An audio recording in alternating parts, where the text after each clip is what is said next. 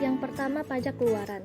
Pajak keluaran merupakan PPN yang terutang yang wajib dipungut oleh pengusaha kena pajak yang melakukan penyerahan barang kena pajak, penyerahan jasa kena pajak, atau ekspor barang kena pajak. Adapun rumus dari pajak keluaran ialah tarif dikali DPP atau dasar pengenaan pajak.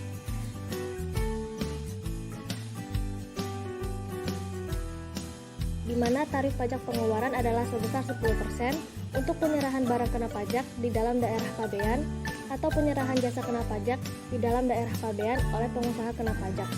Dan adapun tarif 0% untuk ekspor barang kena pajak berwujud atau ekspor barang kena pajak tidak berwujud atau ekspor jasa kena pajak oleh pengusaha kena pajak. Dan untuk DPP dapat berupa harga jual, penggantian, atau nilai ekspor. Sebelum dikalikan dengan tarif, DPP merupakan harga atau nilai yang tidak termasuk PPN. Kita masuk ke contoh soal, yakni pengusaha kena pajak A menjual barang kena pajak kepada PT Bakti Jaya dengan harga jual sebesar 25 juta.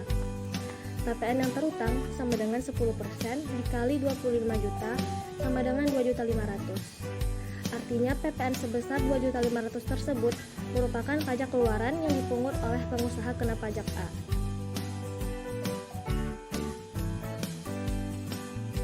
Yang kedua ada pajak masukan. Pajak masukan adalah PPN yang dibayar oleh pengusaha kena pajak karena impor BKP atau perolehan BKP atau penerimaan JKP atau pemanfaatan BKP tidak berwujud dari luar daerah pabean atau pemanfaatan JKP dari luar daerah pabean.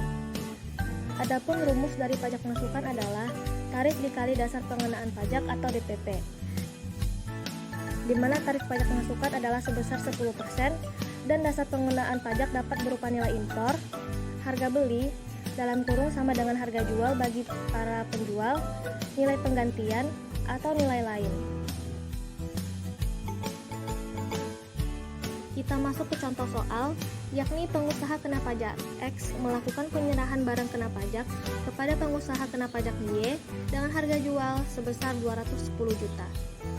Pajak keluaran bagi PKP X adalah 10% dikali 210 juta sama dengan 21 juta. Dan pajak masukan bagi PKP Y sama dengan 10% dikali 210 juta sama dengan 21 juta. Artinya, PPN sebesar 21 juta merupakan pajak masukan bagi pembeli atau PKPY dan pajak keluaran bagi penjual atau PKPX. Perhitungan tanpa pajak keluaran, pajak masukan. Perlukah melaporkan PPN nihil atau tidak? Ini merupakan pertanyaan yang sering kali dilontarkan para pengusaha kena pajak atau PKP. Melaporkan pajak merupakan kewajiban bagi setiap wajib pajak, baik perorangan maupun badan. Dalam kegiatan melaporkan pajak, wajib pajak menggunakan surat pemberitahuan. Surat pemberitahuan atau SPT terbagi menjadi dua, yakni SPT masa dan SPT tahunan. Seperti namanya, SPT masa digunakan untuk melaporkan pajak pada masa tertentu atau tiap bulan. Sedangkan SPT tahunan digunakan untuk melaporkan pajak tiap tahunnya. Ada kalanya status SPT nihil. Hal tersebut terjadi karena penghasilan wajib pajak kurang dari penghasilan tidak kena pajak atau PTKP. Sedangkan untuk PKP, pelaporan PPN nihil atau STP nihil terjadi karena nilai pajak masukan sama dengan pajak keluaran. Untuk badan usaha, SPT nihil ini bisa karena tidak adanya kegiatan usaha, pajak kurang bayar, dan status pajaknya final. Lalu, Apakah PPN nihil wajib dilaporkan juga padahal nilainya 0? Nah, sekalipun nihil, wajib pajak tetap memiliki kewajiban untuk melakukan pelaporan SPT nihil. Namun, memang ada beberapa SPT nihil yang akhir tidak lagi memiliki kewajiban lapor pajak sejak keluarnya PMK nomor 9/EMK.03/2018. Contoh perhitungan PPN nihil. PT AAA pada November 2020 melakukan penyerahan BKP penjualan produk alas kaki atau sepatu sebanyak 5.000 pasang. Harga per pasang sepatunya adalah 5 juta rupiah. Penjualan sepatu sebanyak 5.000 pasang ini dilakukan terhadap 4 perusahaan. Berikut rincian PPN keluaran PT AAA selama November 2020. Yang pertama ada PT LLL, jumlah sepatu 500 dikali 5 juta, total harganya 2.500.000.000 dikali 10%, PPN-nya adalah 250 juta. Yang kedua PT MMM, jumlah sepatunya ada 1.000 dikali dengan 5 juta, total harganya 5 miliar dikali 10%, PPN-nya 500 juta. Yang ketiga PT NNN, jumlah sepatu 1.500 dikali dengan 5 juta rupiah, total harganya adalah 7.500.000.000 dikali dengan tarif PPN 10%, maka PPN yang didapatkan adalah 750 juta. Yang keempat ada PT PPP, jumlah sepatunya 2.000 dikali 5 juta rupiah, total harganya adalah 10 miliar dikali 10% dengan PPN sebesar 1 juta rupiah. Kemudian PT AAA pada bulan November 2020 ini juga melakukan pembelian barang kena pajak berupa bahan baku produksi alas kaki yakni aksesoris dari PT CCC sebesar 500 juta, sol sepatu PT HHH sebesar 2 miliar, dan kulit bahan dari PT KKK sebesar 2 miliar 500 juta rupiah. Lalu mesin produksi sebesar 15 miliar rupiah, dan PT JJJ dan perlengkapan produksi lainnya yaitu sebesar 1 miliar 500 juta rupiah dari PT Kiki. Berikut rincian PPN masukan PT AAA selama November 2020. PT CCC jenis barang aksesoris harganya 500 juta dikali 10%, PPN-nya adalah 50 juta. Yang kedua ada PT HHH, jenis barangnya adalah sol sepatu, total harganya 2 miliar dikali 10% yaitu 200 juta untuk PPN-nya. Yang ketiga ada PT KKK, jenis barangnya kulit bahan, total harganya 2 miliar 500 juta dikali 10% dapat PPN-nya 250 juta. Yang keempat ada PT JJJ, jenis barangnya mesin produksi, total harganya 15 miliar dikali dengan 10%, maka tarif PPN-nya adalah 1 miliar 500 juta. Yang terakhir ada PT Kiki, yaitu perlengkapan produksi. PT Kiki memiliki total harga yaitu 1 miliar 500 juta dikali 10%, PPN-nya adalah 150 juta. Maka perhitungan PPN terutang dari hasil perhitungan pajak keluaran atau PPN keluaran dan pajak masukan atau PPN masukan pada bulan November 2020 adalah yaitu PPN keluaran PT AAA November 2020 diubah dari PT LLL, PPN keluarannya 250 juta, PT MMM 500 juta, PT NNN 750 juta, PT PPP yaitu 1 miliar. Total PPN keluaran adalah 2 miliar 500 juta. PPN masukan PT AAA November 2020 nomor 1 nama PT CCC, PPN masukannya 50 juta. Yang kedua PT HHH, PPN masukan 200 juta. PT KKK 250 juta, PT JJ 1 miliar 500 juta, PT Kiki 150 juta rupiah. Total PPN masukan untuk November 2020 adalah 2 miliar 500 juta. PPN terutang PT AAA pada November 2020. Dari perhitungan PPN keluaran dan PPN masukan PT AAA tersebut, PPN terutang pada bulan November 2020 ini adalah PPN keluaran yaitu total PPN keluaran November 2020 sama dengan 2 miliar 500 juta. Total PPN masukan November 2020 sama dengan 2 miliar 500 juta. PPN terutang November 2020 yaitu PPN keluaran dikurang PPN masukan rumusnya.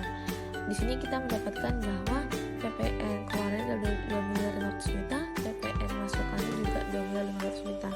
Maka hasil yang didapatkan untuk PPN-nya adalah nihil, itu sebesar 0 rupiah. Karena PPN nihil Tidak ada tuntutan bagi PT AAA untuk menyetorkan PPN kurang bayar.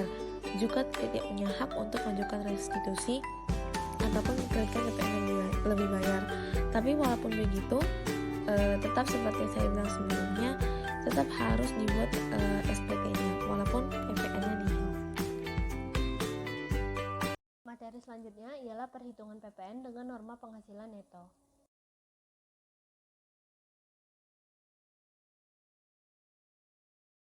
Cara menghitung pajak masukan terbagi menjadi dua, yakni secara normal dengan dikalikan tarif PPN 10% dan dengan norma PPN. Norma PPN adalah pajak masukan merupakan persentase dari pajak keluaran. PKP yang menghitung pajak masukan menggunakan norma PPN atau pedoman penghitungan pengkreditan pajak masukan berdasarkan peredaran bruto tertentu adalah PKP yang peredaran usahanya dalam 1 tahun buku tidak melebihi 1,8 miliar. Dasar hukum bagi PKP dengan peredaran bruto tertentu adalah pasal 9 ayat 7, 7A, 7B UU PPN. Peraturan Menteri Keuangan Nomor 74/PMK 03/2010 tentang pedoman penghitungan pengkreditan pajak masukan bagi pengusaha kena pajak yang mempunyai peredaran usaha tidak melebihi jumlah tertentu.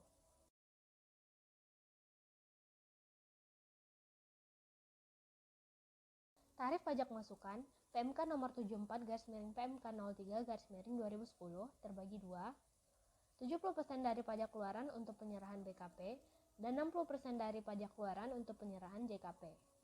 Peraturan ini berlaku bagi PKP baik pribadi maupun badan.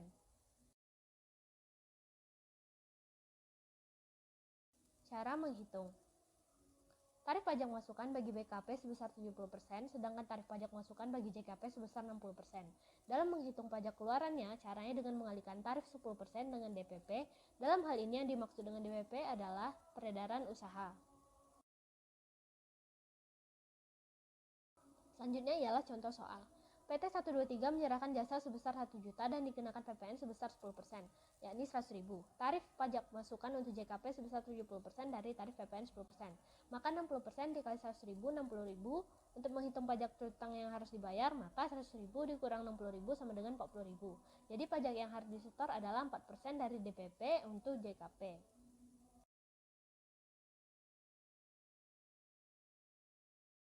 Bagi PKP yang menggunakan pedoman penghitungan pengkreditan pajak masukan menurut PMK ini, maka PKP tersebut tidak dapat membebankan PPN atas perolehan BKP atau JKP sebagai biaya untuk penghitungan pajak penghasilan. Materi berikutnya yaitu batas pembayaran PPN. Banyak masyarakat awam bahkan pelaku bisnis belum memahami apa surat pemberitahuan, fungsi dan bagaimana prosedur penyampaian dan pelaporannya.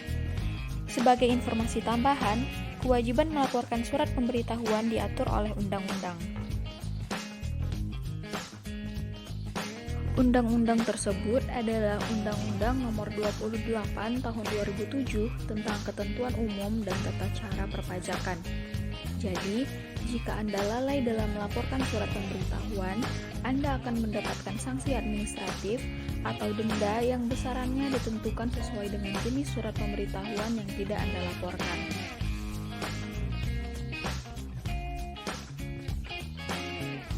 Batas pembayaran dan pelaporan PPN.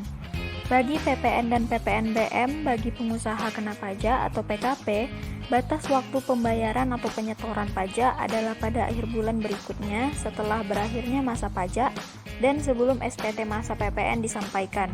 Sedangkan untuk batas waktu pelaporan SPT masanya adalah pada akhir bulan berikutnya setelah berakhirnya masa pajak.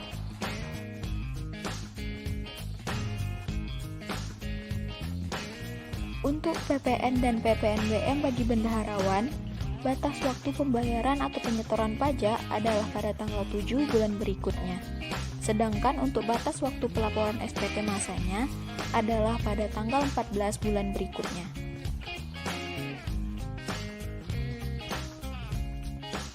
Untuk PPN dan PPNBM bagi pemungut non-bendaharawan, maka batas waktu pembayaran atau penyetoran pajak adalah pada tanggal 15 bulan berikutnya. Sedangkan untuk batas waktu pelaporan SPT masanya adalah pada tanggal 20 bulan berikutnya.